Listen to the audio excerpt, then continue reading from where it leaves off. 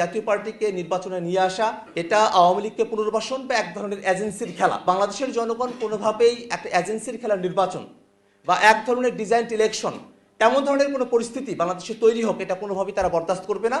এবং আমরা এই স্বৈরাচারের দোষর যারা আছেন তারা যাতে ইলেকশনে পার্টিসিপেট করতে না পারেন সে ব্যাপারে আইনগতভাবে পদক্ষেপ নেওয়ার জন্য সরকার এবং নির্বাচন কমিশনের কাছে আমরা আমাদের দাবি উত্থাপন করছি। জাতীয় পার্টি স্বৈরাচারকে তৈরি করেছে, স্বৈরাচারকে বৈধতা দিয়েছে, যে জাতীয় পার্টির ব্যাকআপে আওয়ামী লীগ বাংলাদেশে হাজারো মানুষকে খুন করতে পেরেছে।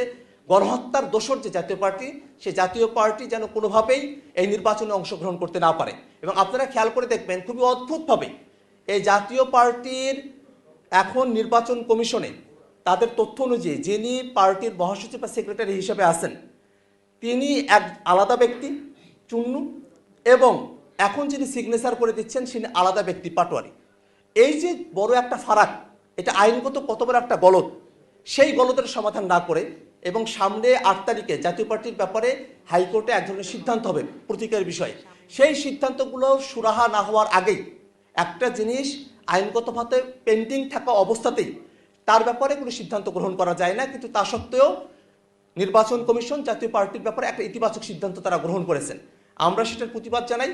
এবং একই সাথে আমরা মনে করি যে এই জাতীয় পার্টিকে নির্বাচনে নিয়ে আসা এটাকে কোনোভাবে আমরা সরল চোখে দেখি না, এটা আওয়ামী লীগকে পুনর্বাসন বা এক ধরনের এজেন্সির খেলা।